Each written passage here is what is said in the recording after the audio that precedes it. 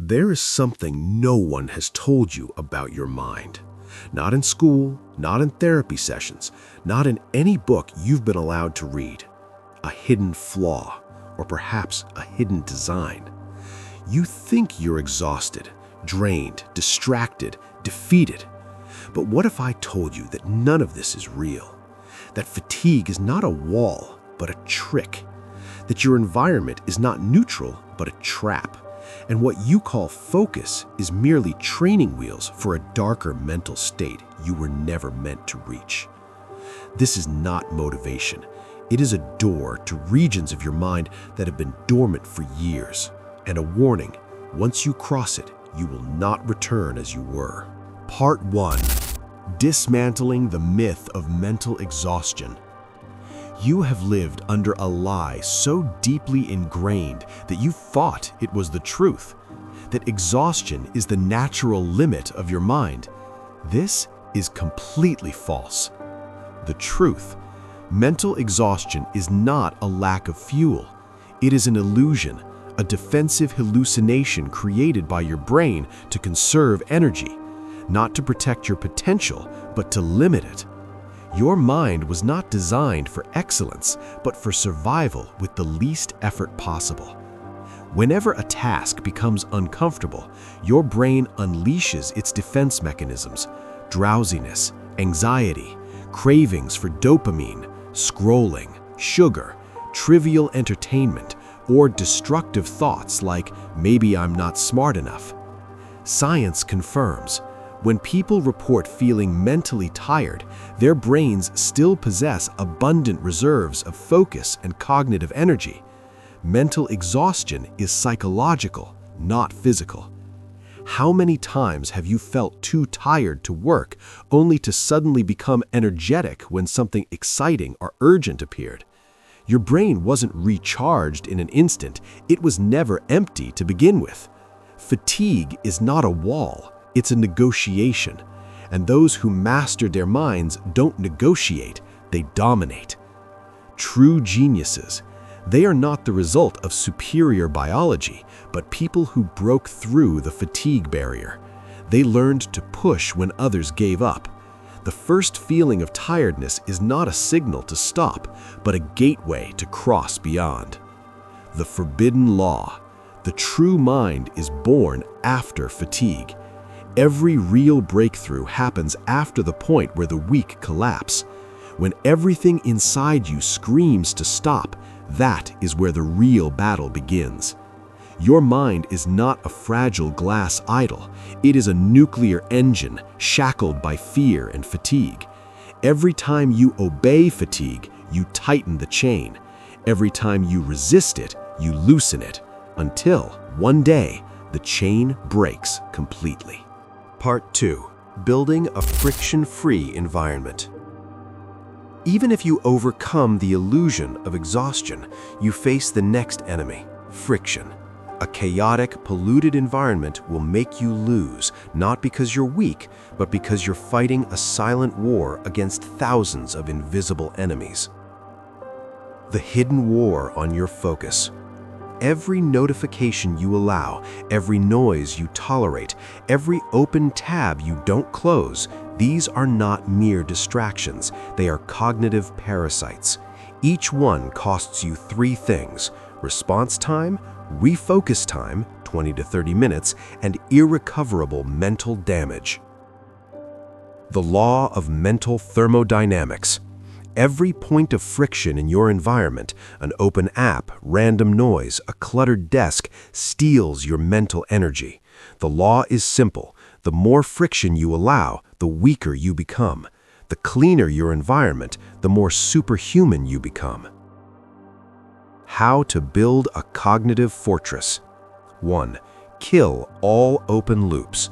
Every unfinished task, every disorganized item leaks your attention. Close them or delete them ruthlessly. 2. Kill all passive inputs. No social media feeds, no active notifications, no email open in the background. 3. Create high-cost barriers to distraction. Log out of apps, put your phone far away, make distraction difficult, and focus easy. 4. Anchor your environment to your mission.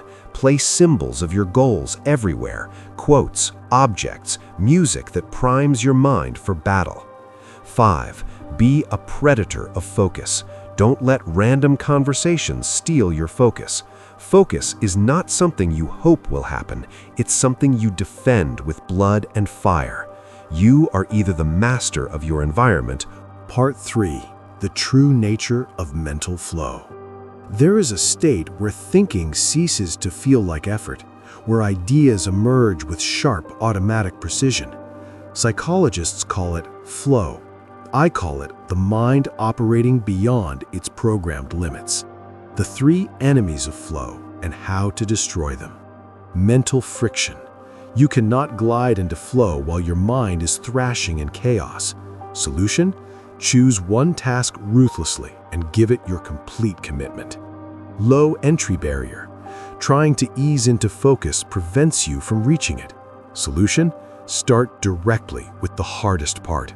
No procrastination. Escape routes. If there are ways to escape, phone nearby, active notifications, your mind will not invest deeply. Solution? Eliminate every potential exit. Make flow the only path forward. The dark ritual of forced entry. Step 1. Pre-commit to the task. No improvisation. Step 2. The brutal start. Attack the hardest problem first. Step 3. Block escape with physical barriers. Phone in another room, internet blockers. Step 4. The priming trigger. A sensory cue that announces the start of flow. A specific song, a timer sound. Step 5. Break through the pain barrier. The first 20 to 30 minutes will be slow and foggy. Ignore it. At minute 40, the mind resets and the doors to flow open. The multiplier effect. What used to take 5 hours is accomplished in 45 minutes. What seemed exhausting becomes automatic.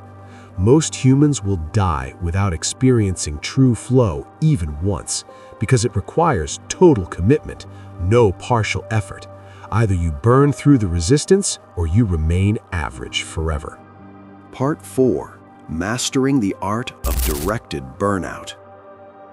Even the most powerful engines can burn out. Working at maximum mental capacity without strategy will not subjugate the world to your will. It will shatter you under the weight of your own ambition. The fatal mistake of superachievers. Those who taste the power of hyperthinking become addicted. They try to live in it 24/7. They ignore subtle signals. Sleep erodes, emotions fluctuate, creativity crumbles. They don't see the collapse until it's too late. The cognitive burnout curve. Intense flow sessions consume hidden reserves. You can work at maximum capacity for a while, but beneath the surface, a slow deficit grows.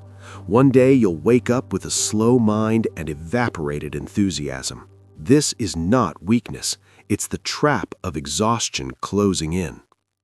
The art of controlled combustion.